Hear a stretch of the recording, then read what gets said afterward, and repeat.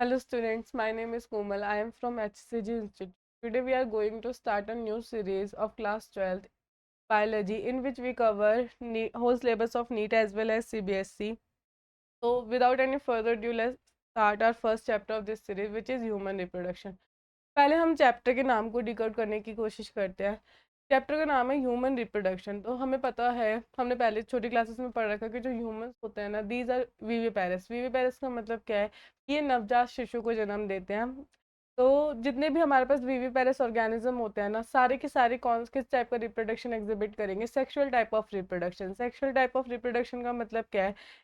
In which to parents are involve. तो चलिए हम इसका फर्स्ट टॉपिक स्टार्ट करते हैं of this chapter which is events of reproduction. Events of reproduction का मतलब क्या है? हमारे पास जो सेक्सुअल रिप्रोडक्शन है ना, it is not a single step process, it includes many kind of processes. First is gametogenesis. तो हमारे पास जो फर्स्ट प्रोसेस है जिसका नाम क्या है? गैमेटोजेनेसिस। देखो, गैमेटो गैमेटो मीन्स गैमेट्स और जेनेसिस मतलब बनाना। तो फर्स्ट प्रोसेस के अंदर हम क्या कर रहे होंगे? गैमेट्स फॉर्मेशन कर रहे होंगे। तो गैमेट फॉर्मेशन कैसे? जैसे कि अगर हम मेल गैमेट की बात कर रहे हैं तो sperm formation, and female gamete की बात कर रहे हैं तो ओवम फॉर्मेशन। तो मैं गैमेटोजेनेसिस को क्या लिख सकती हूँ? Production production of male and female gametes. Second process is insemination. Insemination का मतलब क्या है? आप क्या करेंगे? जो आप ये जो फर्दर जितने भी प्रोसेसेस है ना, एक्सेप्ट इंसेमिनेशन, ये सारे के सारे किस में चल रहे होंगे? फीमेल बॉडी के अंदर चल रहे होंगे। तो फीमेल बॉडी तक ये चीज़ें कराने के लिए मुझे क्या करना पड़ेगा? जो मेल गैमेट है यानी कि स्पर्म, उसको कहाँ पर ट्रांसफर करना पड़ेगा? फीमेल बॉडी के अंदर ट्रांसफर करना पड़ेगा। तो हमारे पास जो सेकेंड प्रोसेस है इसका रिप्रोडक्शन का, जिसको हम क्या कह रहे हैं? रिप्रोडक्शन कह रहे हैं। इसके अंदर हम देखेंगे कि जो स्पर्म है ना, उसको हम कहाँ पर ट्रांसफर करवाएंगे? फीमेल जेनाइटल ट्रैक में। तो इंसेमिनेशन का मतलब क्या है? ट्रांसपोर्टेशन या transfer of sperm into female genital tract. अब क्या है? हमारे पास जो स्पर्म है वो कहाँ पहुंच चुका है? फीमेल जेनाइटल ट्रैक के अंदर पहुंच चुका है। तो वहां पर हमारे पास ओवम भी अवेलेबल होगा। तो फर्टिलाइजेशन का मतलब क्या है? Fusion of male and female gamete. It's means fusion of sperm and ovum. तो हम फर्टिलाइजेशन के अंदर लिख सकते हैं fusion of male and female gamete. अब सुनिएगा, यहाँ पर एक बहुत इंपॉर्टेंट बात है कि हमारे पास जो फर्टिलाइजेशन और इम्प्लांटेशन होता है ना, उसके बीच में हमारे पास 7 डेज यानी कि 1 वीक का गैप होता है। तो इस जो ये 1 वीक का गैप है, इसके अंदर हुआ क्या, कैसे, क्या कौन सा काम चल रहा था?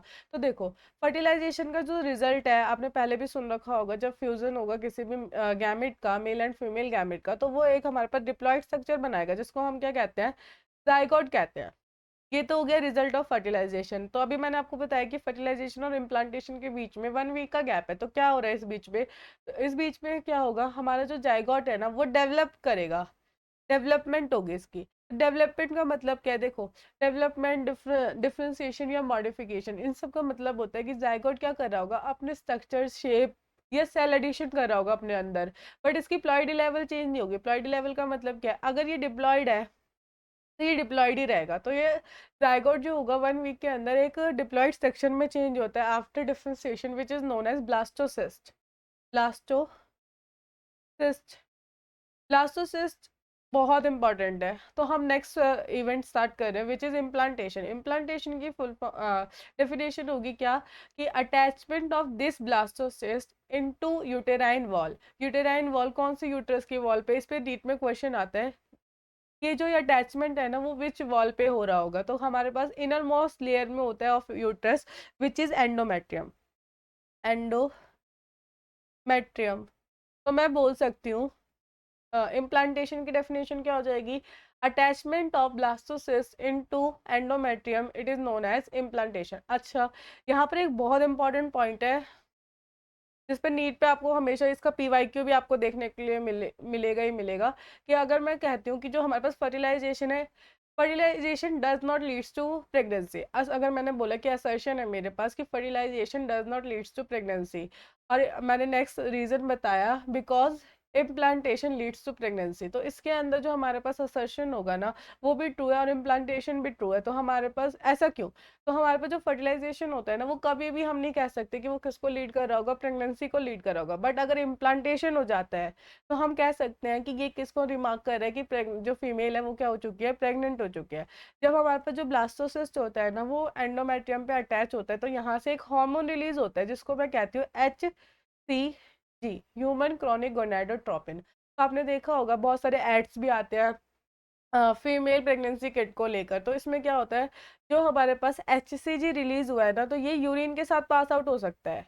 यूरिन के साथ क्या होगा, पास आउट होगा। जो हमारे पास प्रेगनेंसी किट होती है ना, उसमें फीमेल क्या करती है, अपने यूरिन को जो इंडिकेटर होगा उस किट के अंदर वहां पर डालकर देखती है। अगर वहां पर अगर HCG यूरिन में प्रेजेंट होगा तो वह इस तरीके से डबल रेड टिक दिखा रहे होगे, जो लीड करता है कि वो क्या है, फीमेल प्रेग्नेंट है। अगर HCG नहीं होगा तो वहां पर या तो सिंगल टिक दिख रहा होगा या तो कुछ भी नहीं दिख रहा होगा, तो वो इंडिकेट करता है कि जो फीमेल है वो क्या है, प्रेग्नेंट नहीं है। अब हम फिफ्थ स्टेप स्टार्ट करते हैं, जो कि क्या है, गेस्टेशन है। अब इम्प्लांटेशन हो चुका है, तो इम्प्लांटेशन होने के बाद क्या होगा, गेस्टेशन का पीरियड आता है। इसका मतलब क्या है, गेस्टेशन का मतलब है development of embryo up to 9 months. 9 months तक हम क्या करेंगे, बेबी को डेवलप करा रहे होंगे, यानी कि पूरी तरीके से बेबी की फॉर्मेशन करेंगे। अब जब 9 मंथ के बाद बच्चा पूरी तरीके से तैयार हो चुका है, तो हम इसको कहेंगे कि अब उसको क्या करने का समय आ चुका है, डिलीवर करने का समय आ चुका है। तो ये क्या है, पार्चुरेशन। पार्चुरेशन को हम लिख सकते हैं डिलीवरी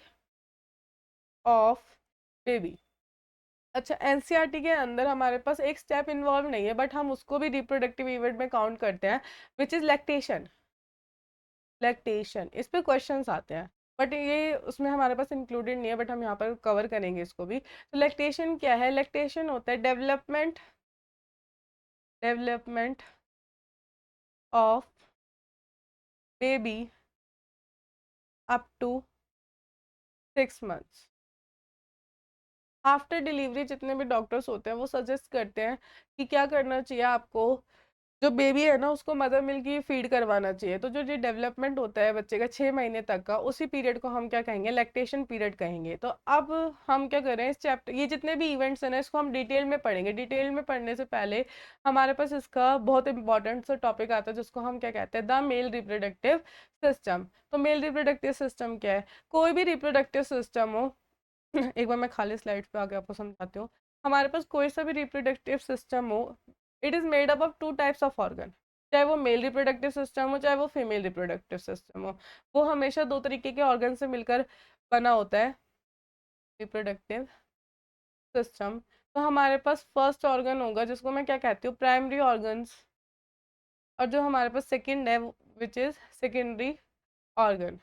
हमारे पास जो प्राइमरी ऑर्गन होते हैं ना, ये ऐसे ऑर्गन्स होते हैं which is directly involve in gametogenesis. तो गैमेटोजेनेसिस में अगर मैं मेल रिप्रोडक्टिव सिस्टम की बात कर रही हूँ, तो प्राइमरी ऑर्गन कौन हो जाएगा, टेस्टिस। क्यों? क्योंकि टेस्टिस ही क्या करवा रहा होगा, अंडर गो इनटू गैमेटोजेनेसिस, और किसको प्रोड्यूस करवा रहा होगा, स्पर्म प्रोडक्शन करवा रहा होगा। तो प्राइमरी ऑर्गन की डेफिनेशन ही हमने ये पढ़ी कि जो ऐसे ऑर्गन्स जो किसके लिए इन्वॉल्व है, डायरेक्टली इन्वॉल्व है किसमें, गैमेटोजेनेसिस में। यानी कि मेल रिप्रोडक्टिव सिस्टम का प्राइमरी ऑर्गन कौन बन जाएगा, टेस्टिस। और वहीं पर अगर मैं सेकेंडरी ऑर्गन्स की बात करती हूँ, तो सेकेंडरी ऑर्गन की डेफिनेशन होगी transportation of gamete and maturation of gamete. तो ये सेकेंडरी ऑर्गन क्या हो जाएंगे मेल रिप्रोडक्टिव सिस्टम के अंदर, ये हो जाएंगे आपके accessory ducts, gland and external genitalia. तो चलिए एक बार हम अपने नोट्स में देखते हैं कि नोट्स में हमें क्या बताने की कोशिश की गई है। देखिए द मेल, अच्छा, जो हमारे पास मेल रिप्रोडक्टिव सिस्टम है, मैंने इसकी लोकेशन नहीं बताई। लोकेशन क्या होगी, ये होता है पेल्विस रीजन के अंदर। व्हाट इज पेल्विस रीजन, जो हमारा लोअर एब्डोमेन रीजन होता है ना, इसी को हम क्या कहते हैं, पेल्विस रीजन कहते हैं। तो देखिए the male reproductive system is position in the pelvis region and comprises, किससे किससे मिलकर बना हुआ है, pair of testis which is primary organ and in addition to the accessory glands, ducts and external genitalia। तो अब देखिएगा, हम इसको सेकेंड लाइन को समझने की कोशिश करते हैं। हमारे पास क्या है, जो हमारा टेस्टिस होता है ना, ये हमारे पास एब्डोमिनल कैविटी में अवेलेबल नहीं होता, ये होता है विद इन अ पाउच। तो अगर मैं टेस्टिस की लोकेशन की बात करती हूँ, तो इसकी लोकेशन क्या है, outside abdominal cavity, outside abdominal cavity, और ये विद इन अ पाउच, एक पाउच के अंदर होगा। इस पाउच का नाम होता है स्कॉटम। ऐसा क्यों? टेस्टिस हमारे एब्डोमिनल कैविटी में अवेलेबल क्यों नहीं है, पेल्विस रीजन में अवेलेबल क्यों नहीं है? ऐसा इसलिए होता है क्योंकि टेस्टिस इन्वॉल्व होता है किसके लिए? गैमेटोजेनेसिस के लिए। और गैमेटोजेनेसिस करने के लिए मुझे नॉर्मल बॉडी टेम्परेचर से 2 to 2.5 degree Celsius come temperature चाहिए, जो कि कौन प्रोवाइड करवाता है? ये स्कॉटम प्रोवाइड कराता है। ठीक है, तो मैं अगर एक बार स्कॉटम की बात करती हूँ तो हमारे पास स्कॉटम कुछ इस शेप में नजर आएगा, जिसके पास क्या होता है? दो सेक्स होते हैं। सेक यानी कि खाली जगह, इसको हम कहेंगे स्कॉटल सेक। ठीक है, स्कॉटल सेक जिसके अंदर क्या प्रेजेंट होगी? अ पेयर ऑफ टेस्टिस, एक स्कॉटल सेक में एक टेस्टिस प्रेजेंट होगी। तो ये हो गए हमारे पास क्या? टेस्टिस। अब मैं अगर टेस्टिस की बात करती हूँ तो टेस्टिस क्या है? ये एक ओवल शेप का स्ट्रक्चर है, ओवल इन शेप, जिसकी लेंथ और विड्थ पे क्वेश्चन आता है। तो अगर मैं इसकी लेंथ की बात करती हूँ तो ये अप टू 4 to 5 सेंटीमीटर होगा। ठीक है, अब वहीं अगर मैं विड्थ की बात करती हूँ तो ये 2 to 3 सेंटीमीटर तक का हो सकता है। चलिए अब हम देखते हैं कि हमारे पास सेकेंड लाइन क्या लिखी हुई थी। देखिए, a pouch-like structure known as scrotum encloses the testis located outside the abdominal cavity। तो हमारे पास क्या है? ये पोजीशन बताने की कोशिश कर रहा है कि टेस्टिस कहाँ पर लोकेटेड होता है? Within a pouch which is known as scrotum into scrotal sac. और रीजन क्या है इसका? क्योंकि हमारे पास गैमेटोजेनेसिस के लिए हमें नॉर्मल टेम्परेचर से कितने डिग्री टेम्परेचर कम चाहिए? 2 to 2.5 degree Celsius come temperature चाहिए, इसलिए वो कहाँ पर लोकेटेड है? स्कॉटम में। अब देखिए, अब हमारे पास जो नेक्स्ट टॉपिक स्टार्ट होता है ना, वो है हमारे पास क्या? Cross section of testis.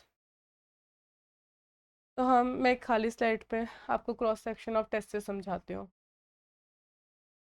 देखिए, तो हम यहाँ पे टॉपिक स्टार्ट कर रहे हैं which is cross section of testis, या मैं इसको cross section of primary organ भी कह सकती हूँ।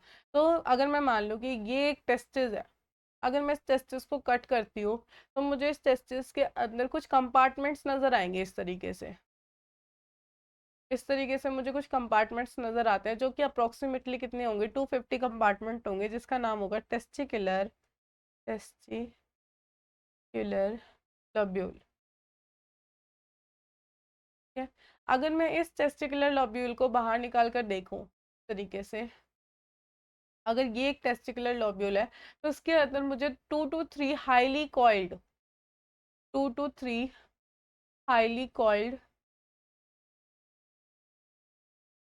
ट्यूब्यूल नजर आते हैं, ट्यूब्स नजर आते हैं, ट्यूब्यूल्स नजर आते हैं, जिसको मैं क्या कहती हूँ?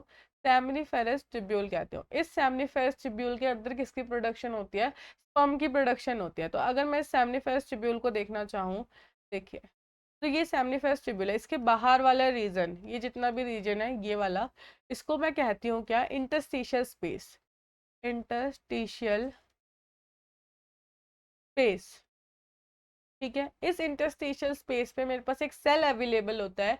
इस सेल का नाम होता है इंटरस्टिशियल सेल, या मैं इसको लीडिंग सेल भी कह सकती हूँ, Leydig cell. It is a very important cell because it secrete male sex hormone which is testosterone. Testosterone, अच्छा, टेस्टोस्टेरोन, या फिर मैं इसको एंड्रोजन भी कह सकती हूँ। बच्चों को लगता है कि तो जो ये दोनों हार्मोन अलग अलग है, बट ये हार्मोन्स अलग अलग नहीं है। ठीक है, androgen is a category in which testosterone includes. Okay, तो ये वाली बात हो गई। तो हमारे पास जो टेस्टोस्टेरोन होता है ना, ये एक्चुअल में क्या करता है? सारी सुटेबल कंडीशन प्रोवाइड कराता है फॉर गैमेटोजेनेसिस। अच्छा, तो हमारे इंटरस्टिशियल स्पेस की बात हो गई। और ये सेमिफेरस ट्यूब्यूल के अगर हम अंदर की बात करते हैं तो यहाँ पर मुझे 2 टाइप ऑफ सेल नजर आते हैं, वो भी इसकी इनर लाइनिंग पे इस तरीके से लाइंड होंगे। तो हमारे पास 2 तरीके के सेल नजर आएंगे। अगर मैं पहला सेल बताऊं, यहाँ पर 2 तरीके के सेल है। First cell is male germ cell, या फिर स्पर्म मदर सेल, जिसको मैं स्पर्मेटोगोनिया भी कहती हूँ। स्पर्मेटोगोनिया, स्पर्मेटोगोनिया ये डिवाइड करेगा, और कौन सा डिवीजन शो करेगा? मियोसिस। ये करेगा मियोसिस और बनाएगा किसको? स्पर्म को। तो अगर कोई भी सेल है, इसकी प्लॉइडी लेवल पे बहुत क्वेश्चन आता है। कोई भी सेल जो कि क्या कर रही है, किस टाइप का डिवीजन कर रही है, म्योसिस कर रही है, उसकी हमेशा प्लॉइडी लेवल क्या होगी, डिप्लॉइडी रहेगी। मैंने बोला यहाँ पर दो तरीके के सेल मिलते हैं, फर्स्ट है मेल जर्म सेल या फिर स्पर्म मदर सेल या फिर स्पर्मेटोगोनिया। अब हमारे पास जो यहाँ पर सेकेंड सेल है ना, which is Sertoli cell, Sertoli cell, इसको मैं नर्स सेल भी कहती हूँ, नर्स सेल। इसके नाम को डिकोड करिए, नर्स सेल यानी कि नरिशमेंट प्रोवाइड कराने का काम कर रही है। तो ये जो सर्टोली सेल है ना, provide nourishment, nourishment to sperm mother cell. ये स्पर्म मदर सेल को नरिशमेंट प्रोवाइड कराती है ताकि वो क्या प्रोड्यूस कर सके, स्पर्म प्रोड्यूस कर सके। तो ये था क्रॉस सेक्शन ऑफ टेस्टिस। अब इसके बाद हम सेकेंडरी सेक्स ऑर्गन स्टार्ट कर रहे होंगे, उससे पहले एक बार हम ये देख लेते हैं कि हमारे नोट्स में क्या क्या चीज़ें दे रखी हैं। देखिए, ईच टेस्टिस है 250 टेस्टिकुलर लॉब्यूल। मैंने आपको बताया कि हमारे पास जितने भी जो टेस्टिस है वो क्या इनक्लोज करती है, 250 टेस्टिकुलर लॉब्यूल को इनक्लोज करती है। और इसके अंदर क्या देखने को मिलता है, 2 to 3 हाईली कॉइल्ड सेम्निफेरस ट्यूब्यूल देखने को मिलेंगे। ठीक है, सेम्निफेरस ट्यूब्यूल जहाँ पर किसकी प्रोडक्शन होगी, स्पर्म की प्रोडक्शन होगी। ऐसा क्यों, क्योंकि सेम्निफेरस ट्यूब्यूल के अंदर क्या मिलते हैं, हमारे पास स्पर्म मदर सेल मिलते हैं। तो वही अगर स्पर्म को प्रोड्यूस करे तो सेम्निफेरस ट्यूब्यूल के अंदर ही किसकी प्रोडक्शन हो रही होगी, स्पर्म की प्रोडक्शन हो रही। The lining of these tubules consists two types of cell. First is male germ cell और second is Sertoli cell. Male germ cell क्या है, sperm mother cell या फिर spermatogonia, spermatogonia। ठीक है, वहीं अगर हम सर्टोली सेल की बात करते हैं तो उसका भी सेकेंड नेम है नर्स सेल। ये चीजें एनसीईआरटी में इंक्लूडेड नहीं है, बट ये इंपॉर्टेंट है किसके लिए, नीट पॉइंट ऑफ व्यू। अच्छा, अब हम सेकेंडरी सेक्स ऑर्गन स्टार्ट करेंगे। एक बार हम देख लेते हैं कि यहाँ क्या क्या चीजें दे रखी है। अच्छा देखिए, the exterior of this tubule consist of a space containing blood vessels and Leydig cell. अच्छा, ये बोल रहे हैं कि एक्सटीरियर ऑफ दिस ट्यूब्यूल यानी कि सेम्निफेरस ट्यूब्यूल का जो बाहर वाला रीजन होता है वो स्पेस, इस स्पेस को हम क्या कहते हैं, इंटरस्टिशियल स्पेस कहते हैं। इंटरस्टिशियल स्पेस, यहाँ पर हमें क्या देखने को मिलती है, लीडिंग सेल देखने को मिलती है और साथ ही साथ कुछ ब्लड वेसल्स देखने को भी मिलते हैं। और हमारे पास कुछ सेल भी होते हैं जिसको हम इम्यूनो कॉम्पिटेंट सेल भी कहते हैं, यानी कि WBC। ठीक है, वाइट ब्लड सेल। इसके बारे में हम जानेंगे आगे कि ये क्यों प्रेजेंट होते हैं, इसका काम क्या होता है। ठीक है, तो अब हमने बताया कि हम क्या चीज कर रहे होंगे। अब हम यहाँ पर मैं स्टार्ट करती हूँ secondary sex organ. Secondary sex organ क्या थे, डक्ट्स और ग्लैंड्स की बात हो रही थी। सेकेंडरी सेक्स ऑर्गन कौन थे, secondary sex organ, ducts and gland. तो ये जो डक्ट्स होती है ना, इनका काम क्या है, ट्रांसपोर्टेशन करना, ट्रांसपोर्टेशन, एंड साथ साथ क्या करवा रहे होंगे, वो स्पर्म को मैच्योर करवा रहे होंगे यानी कि मैचुरेशन। तो इनकी पोजीशन पे क्वेश्चन आता है, क्योंकि फंक्शन तो हमने यही देखा है, इसके बस पोजीशन पे क्वेश्चन आएगा। तो अगर मैं डक्ट्स की बात करती हूँ तो यहाँ पर हमारे पास 4 डक्ट्स होंगे। तो हमारे पास पहली डक्ट जो है ना वो है रेटी टेस्टिस, रेटी टेस्टिस। सेकेंड होगी हमारे पास vasa efferentia, vasa efferentia. Third is epididymis, epididymis.